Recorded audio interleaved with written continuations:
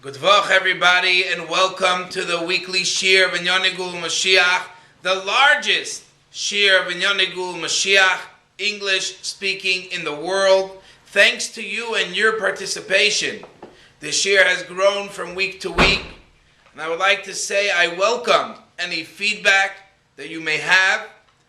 If anyone has any questions, comments, or would like to sponsor the Shir, which tonight's Shir is sponsored, Lili Nishmas, of Rabbi Gershon Avtzon and Rabbi Yaakov Hirsch, and also in the schus of a younger man in Eretz Yisrael, a cousin of mine, Rabbi Yitzchak Shochat, who is being tested from above, and the Eibishter should give him koyach to withstand all the meniyas v'ikuvim.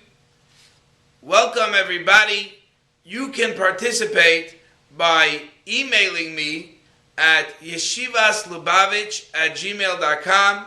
Any comments, any thoughts, any questions, suggestions, or sponsorship can be emailed and it will be announced publicly by the Shir. Tonight is a very, very special night, a big Yom Tiv by Chassidim. Motzei Shabbos, Yudalet Kislev, 83 years of the anniversary of the Rebbe and the Rebbetzin, the day Yudalet Kislev Tovshin Yudalet, on the 25th anniversary, the Rebbe made the famous proclamation and statement, as der Tag, this day, hat verbunden mir mit eich und eich mit mir, connected me to you and you to me. So as Chassidim are standing tonight, Motzei Shabbos Yudalet Kislev, and thinking of ways which to express this deep connection that we've earned with the Rebbe, obviously the most appropriate thing to do is to be part of the Rebbe's revolution of Dir B'Tachtoinim, the Rebbe's revolution of bringing Mashiach. So again, welcome to the weekly journey to redemption, and with that introduction, we are ready to start the Shir. The Shir is connected with the concept of a wedding. The highlight of the wedding is the great wedding feast that all the guests, friends participate and are misameach chosen v'kala. When Mashiach comes, the era of Yemois HaMashiach is compared to a wedding. Chazal say that when the Eibishter gave the Yidden the Torah, he got engaged to Klal Yisrael.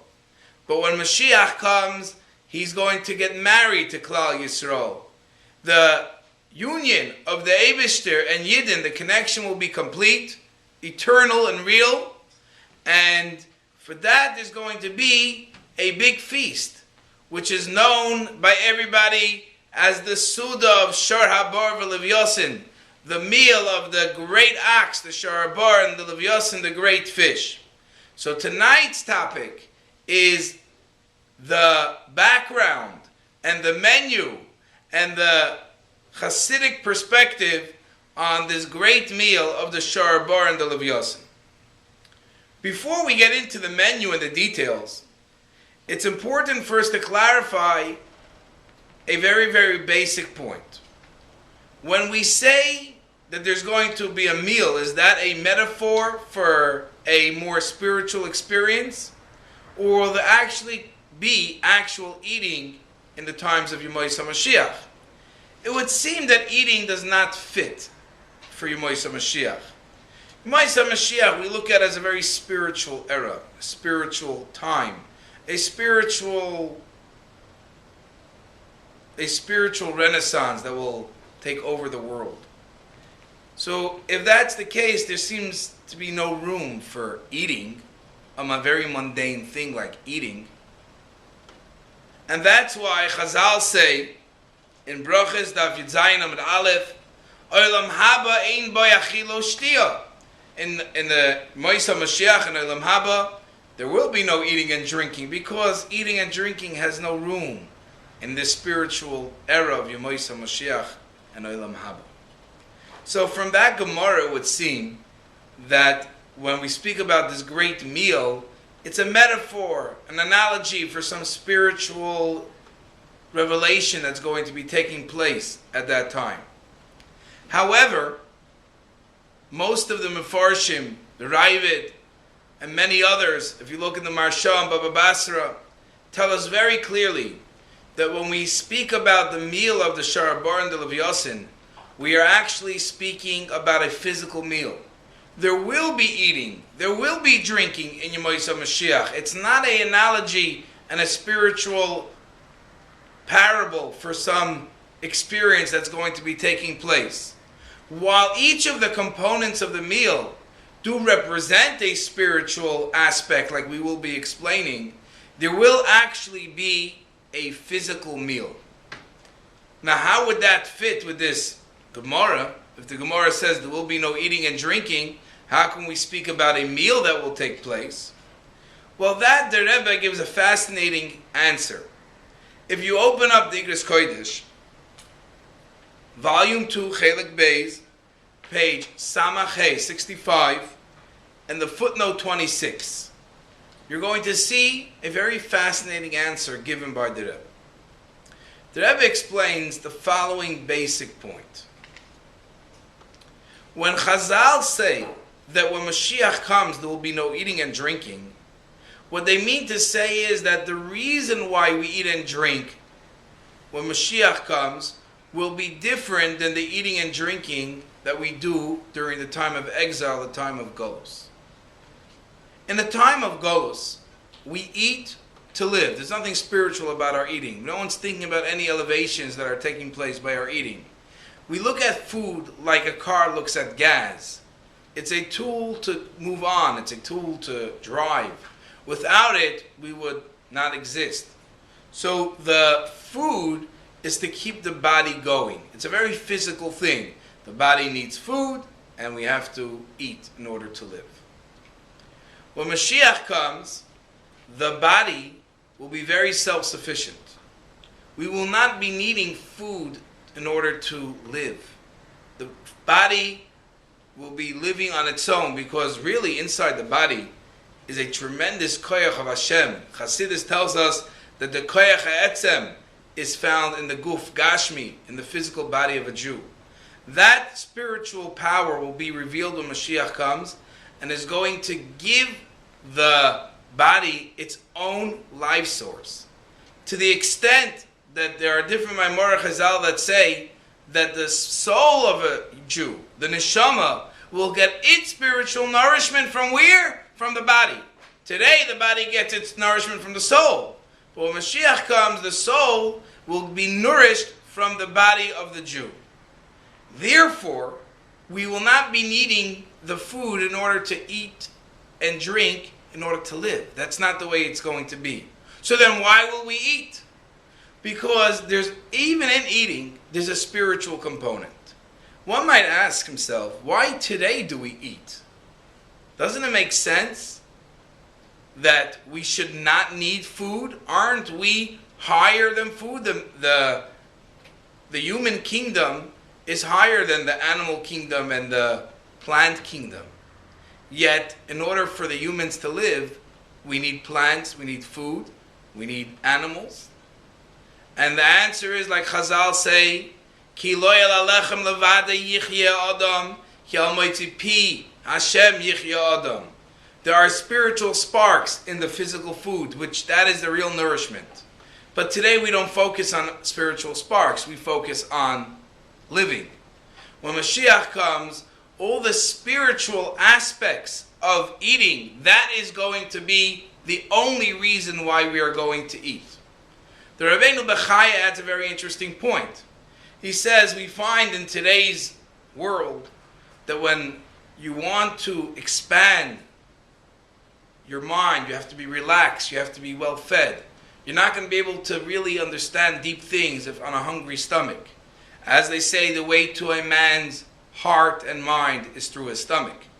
That is the way. When a person is well fed, healthy foods, he's able to think, eat, and expand his horizons. This is why we are going to be eating in Yemois HaMashiach. We are going to be opening up our minds to a very deep spiritual revelation. We're going to have a deep spiritual understanding. For that understanding, there has to be a certain relaxation and expansion of ourselves. That will come by eating the spiritual foods that will be served by this great meal of the Livyasan and the Shor Habor. Now that we established that, it's very important now to speak about the menu that will be taking place. The main menu, like every Suda Shabbos, is wine, fish, and meat. And challah, of course. These are the four main components of a regular Shabbos meal.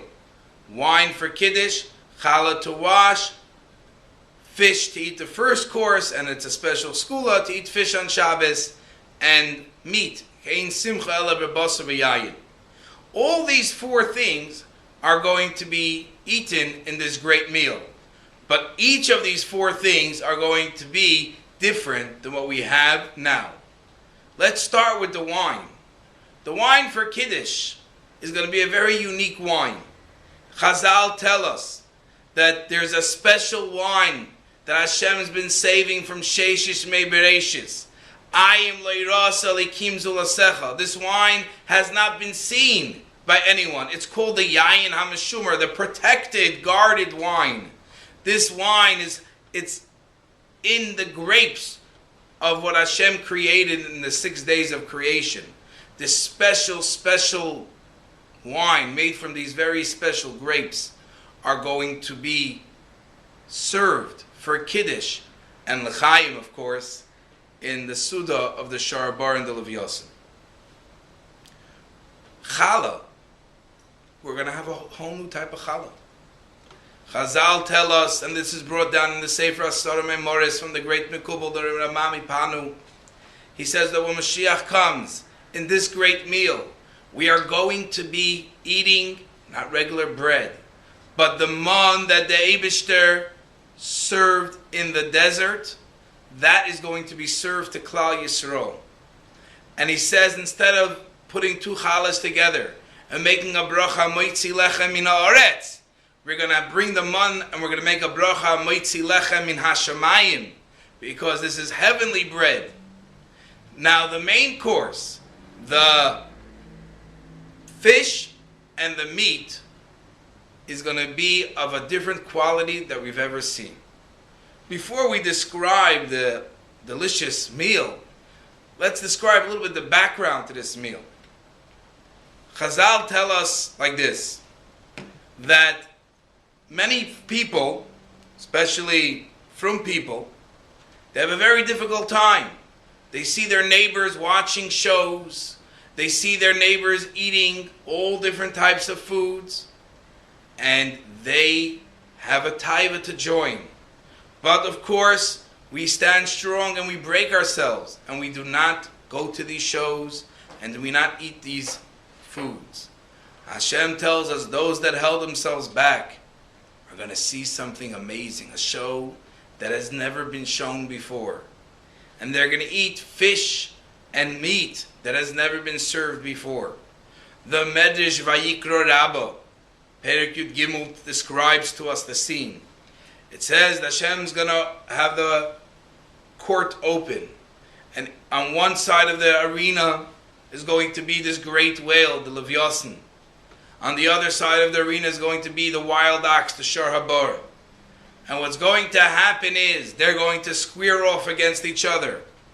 And the Shor Habor and the Livyasan are going to have this fight. There's going to be a huge showing of this fight.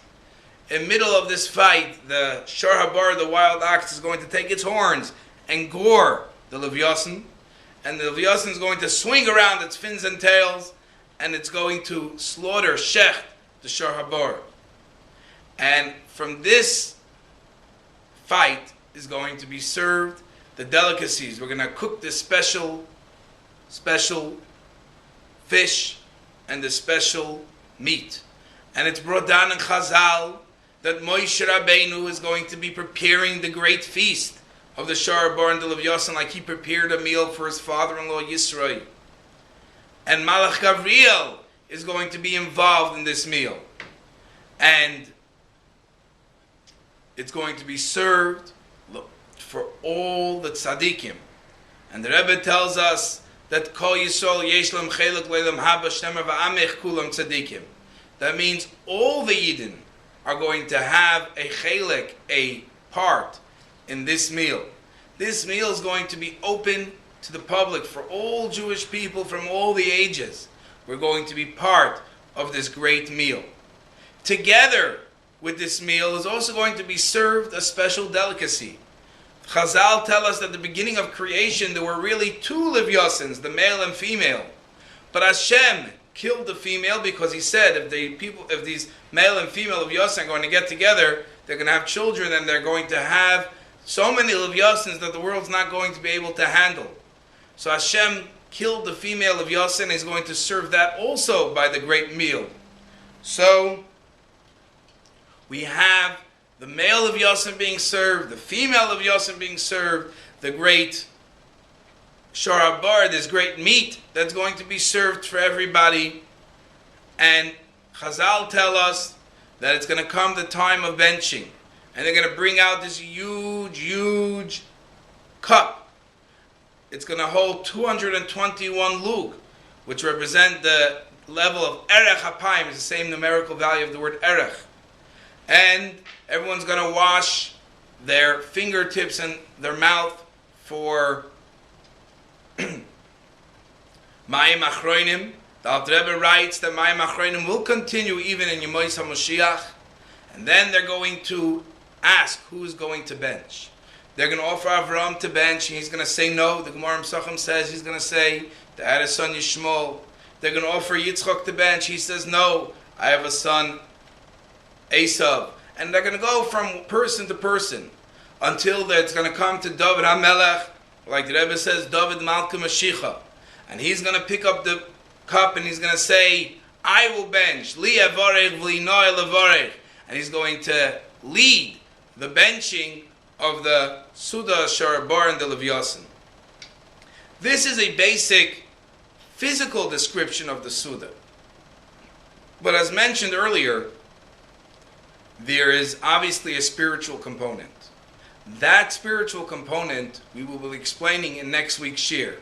But again, for all those of you that enjoyed this and made it till the end, if you made it to this part, I'm sure you enjoyed it. Then I'm sure you would also enjoy watching the previous shiurim. You can watch them online. You can subscribe to it on YouTube. Type in Mashiach Weekly, one word, Mashiach Weekly, and subscribe to the weekly video. And you can also subscribe to a weekly email on Mashiach by emailing one word, mashiachweekly@gmail.com. Once again, a good vach and a good yom tov. Thank you for joining us. Looking forward to seeing you and your family. Beis Hamikdash Hashlishi, Yerushalayim Yer HaKodesh. Take it from Yad Mamash.